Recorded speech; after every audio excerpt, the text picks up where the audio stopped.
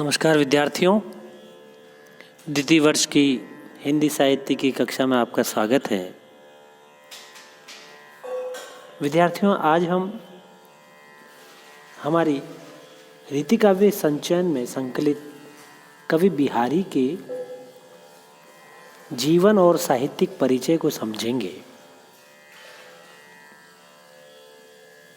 कवि बिहारी का जो है जन्म संवत 1652 और मृत्यु संवत 1720 में हुई थी।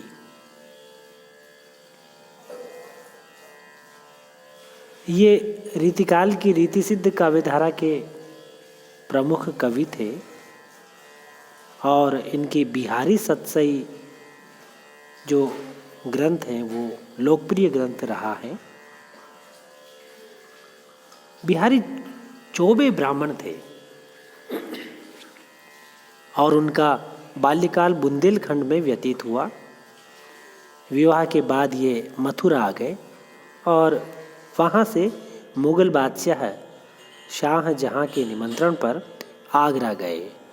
इस दौरान वहाँ उनके अनेक राजाओं से उनका परिचय हुआ। फिर आगरा से ये जयपुर के राजा जयसिंह के दरबार में आ गए।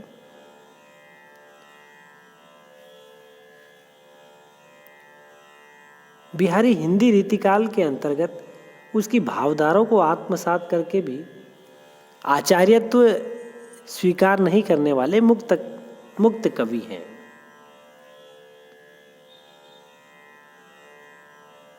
इनका जन्म ग्वालियर में हुआ था और इनके पिता का नाम केशव राय था।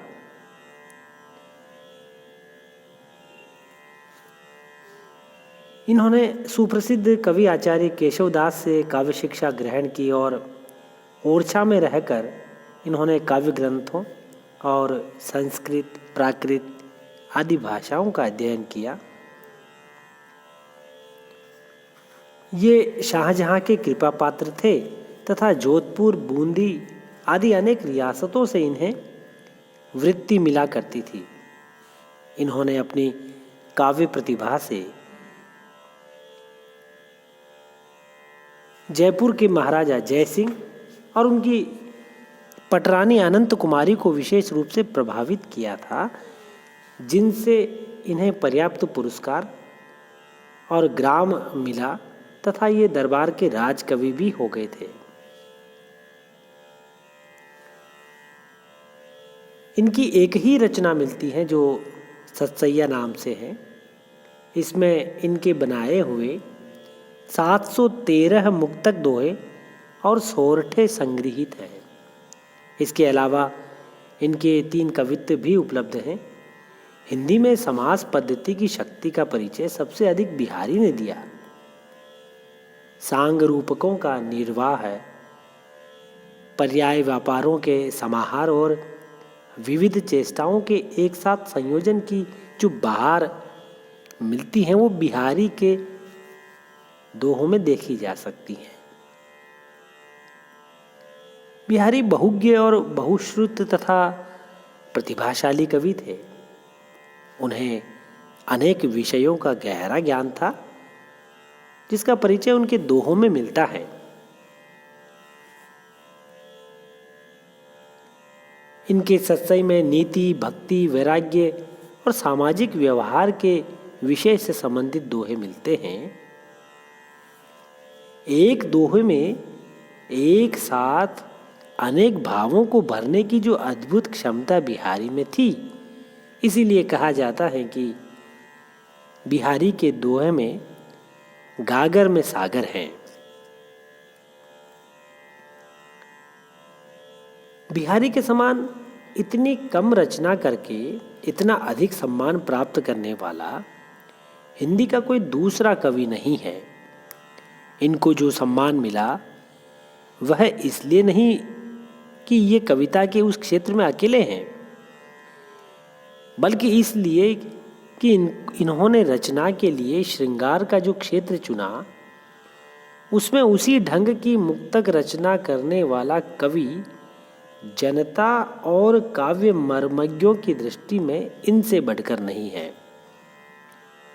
मुक्तक रचना में जितनी भी विशेषताएं संभाव्य हैं, इनकी रचना में सब पाई जाती हैं और वे अपने चरम उत्कर्ष को पहुंची हुई है।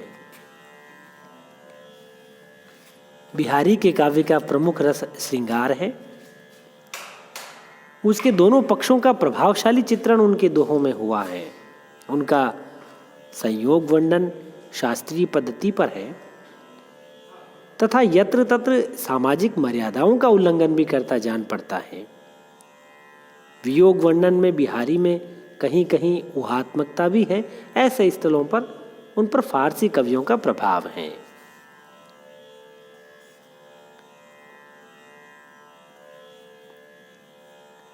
इन्होंने भक्ति के उद्गार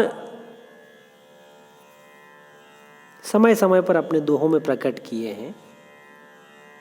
ये निम्बार्क संप्रदाय में दीक्षित थे, पर काव्य की सर्वसामान्य भूमि पर पहुंचकर निर्गुण और सगुण में या राम और कृष्ण में कोई भेद नहीं मानते थे। कोरी भक्ति की कथनी इनमें नहीं है। काव्य की रसीली उक्तियां अवश्य हैं। बिहारी के दोहों में कलात्मकता तथा शब्द चमत्कार खूब है। इससे कहीं कहीं भाव पक्ष को क्षति पहुंची है। कल्पना की उड़ान भी बिहारी में खूब है। भावों की तीव्रता, प्रखरता और गहनता से उनका काव्य बहुत प्रभावशाली बन गया है। बिहारी की भाषा ब्रज भाषा है, जिसमें बुंदेली का भी संस्पर्श कहीं कहीं है।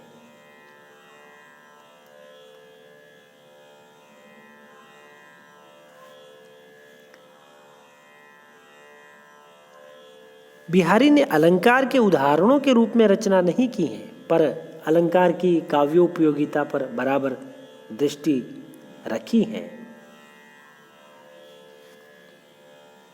बिहारी की भाषा बहुत कुछ शुद्ध ब्रज है, पर है वह साहित्यिक। इनकी भाषा में पूर्वी प्रयोग भी मिलते हैं। बुंदेलखंड में अधिक दिनों तक रहने के कारण बुंदेलखंडी शब्दों और प्रयोगों का मिलना स्वाभाविक है। भाषा व्याकरण से गठी हुई है। मुहावरों के प्रयोग सांकेतिक शब्दावली और सुष्ट पदावली से संयुक्त है। भाषा प्रौढ़ और प्रांजल है।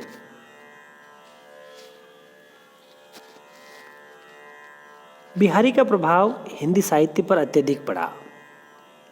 इन्होंने सतसैया की रचना करके कितने ही कवियों में सतसई लिखने की चाह उत्पन्न कर दी।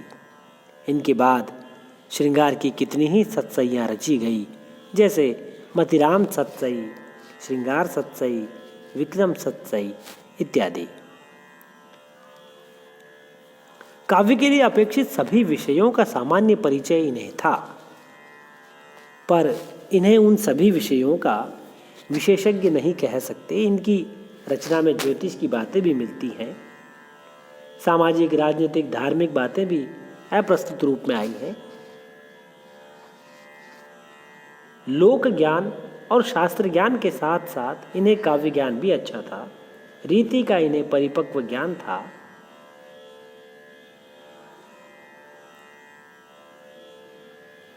इस प्रकार बिहारी जो है वो रीति काल की रीति सिद्ध काव्य धारा के एक प्रमुख कवि थे। विद्यार्थियों, बिहारी के इस जीवन और साहित्यिक परिचय के बाद आगे की कक्षा में हम इनके कतिपय दोहों का अध्ययन करेंगे जो हमारे पाठ्यक्रम में शामिल हैं। धन्यवाद।